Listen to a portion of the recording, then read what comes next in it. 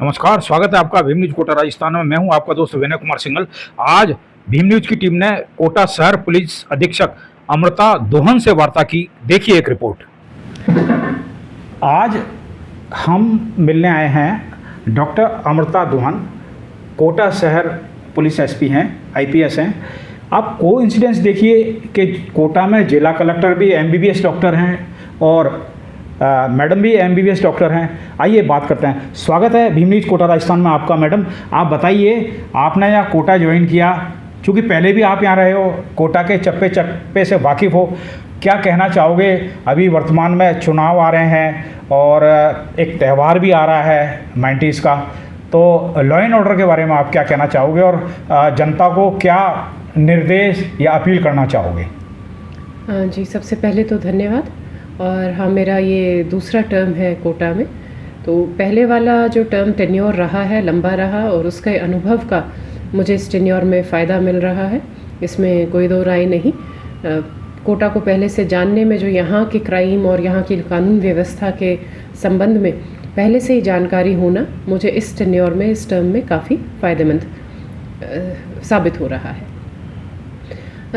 रही बात इलेक्शंस की, अभी हमारा जो कोटा में कोटा बूंदी और जो लोकसभा है, उसमें हमारी वोटिंग जो द्वितीय चरण है 26 अप्रैल को उस दिन होगी। उसके लिए हमारी पूरी तैयारियां माकूल है और उस समय तक हमारे यहाँ पर कई सभी जो समुदाय हैं उनके लगातार त्यौहार भी आ रहे हैं। नववर्ष शुरू हो चुका है, फिर उसके बाद चेटी चंद है, रामनवमी है, ईद उल फितर है और हनुमान जयंती है। तो लगातार अम्बेडकर जयंती है। लगातार हमारे जो त्यौहार हैं वो 10 तारीख से लेकर 21 तारीख तक हमारे लगातार चलेंगे। तो उसके लिए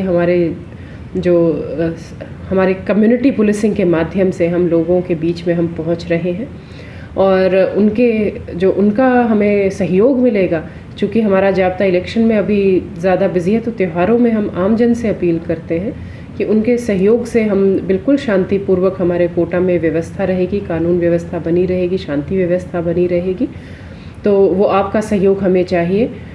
अभी चुनावों को देखकर 144 धारा लगी हुई है, तो उसके संदर्भ में जैसे जो भी आप आयोजन करें उसकी परमिशन आप ज़रूर से ज़रूर ले लें और उसके अलावा जो उनकी नियम है उसकी अनुपालना करें, डीजे का उपयोग नहीं करें और शांति व्यवस्था को सर्वोपरि मानते हुए सभी समुदायों को एक दूसरे को आदर सम्मान, उनकी भावनाओं का आदर सम्मान करते हुए एक सौहार्दपूर्वक जो एक एनवायरनमेंट है, माहौल है, उसको बनाएं।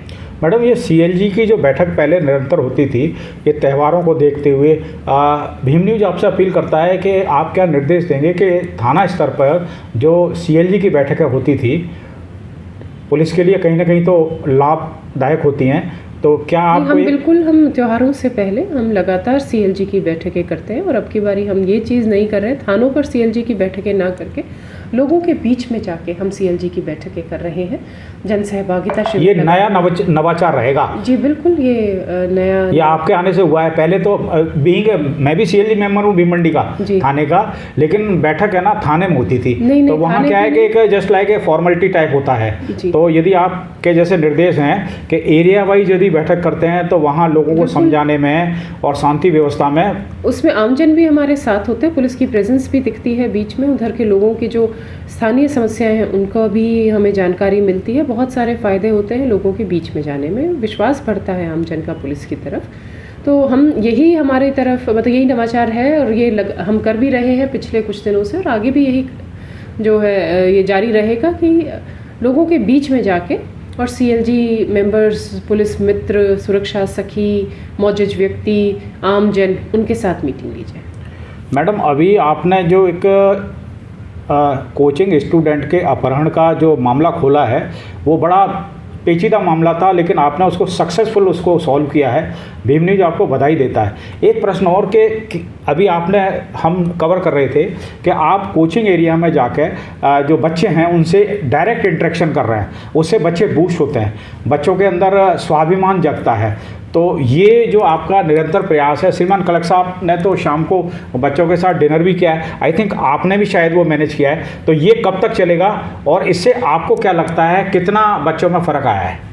देखिए, निरंतर प्रक्रिया है ये, हम लगातार ही करते रहेंगे, क्योंकि पूरे राष्ट्र से हमारे पास बच्चे आते हैं, तो हमारी जिम्मेदारी बनती है कि उनकी सुरक्षा सेफ्टी की हम पूर्णतः वो अपने आप को इस तरह से महसूस कर सकें, सेफ़ महसूस कर सकें, सिक्योर महसूस कर सकें, अच्छा उनको एक माहौल मिले पढ़ने का, और यहाँ से वो एक सफल इंसान होकर निकले। अगर सिलेक्शन होता है बहुत अच्छी बात है, अगर सिलेक्शन नहीं भी होता है तो भी वो कुछ ना कुछ सीख कर जाए इस कोटा नगरी से, और उनकी जो यादें हैं वो एक बहुत अच्छे कोटा शहर की वो यादें लेकर जाए। उसके लिए एक कुछ समय के लिए प्रयास नहीं किए जा सकते, उसके लिए ये पूरे थ्रू आउट निरंतर प्रयास आवश्यक है, और उसी के लिए हम प्रतिबद्ध हैं। हम लगातार अपनी प्रेजेंस जो है बच्चों के बीच में हम जाकर दिखा रहे हैं। एक हमने अभियान चलाया है मेरा मान करके, जिसमें हम स्पेशली जो बच्चियां हैं, छात्राएं हैं, उन पर हम फोकस कर रहे हैं कि उनको कहीं पर भी किसी भी तरह से असहज वो महसूस नहीं कर सकें। अगर ऐसी कोई बात होती है तो हम उनके बीच खुद जाकर और उनसे वार्तालाप करते हैं, और उनके फीडबैक के हिसाब से हम आगे अपनी कार्रवाई करते हैं। सभी जो बहुत पुराने यहाँ पर जो बच्चे पढ़ाई नहीं कर रहे लेकिन पढ़ाई के नाम पर यहाँ पर रह के असामाजिक गतिविधि में लिप्त हैं, उनकी वेरिफिकेशन कराई जा रही है, उनके विरुद्ध लगातार कार्रवाई की जा रही है। पावर बाइक्स है और जो अनावश्यक घूमते रहते हैं, उनके विरुद्ध हमारी लगातार कार्रवाई जारी है। भीम न्यूज़ को समय दिया मैडम, बहुत बहुत धन्यवाद। धन्यवाद। अपना ख्याल रखें, आगामी 26 अप्रैल को मतदान जरूर करें, समाज में भाईचारा बनाए रखें। देखते रहें भीम न्यूज़ कोटा राजस्थान। आपका बहुत बहुत धन्यवाद। प्लीज़ बने रहिए हमारे साथ।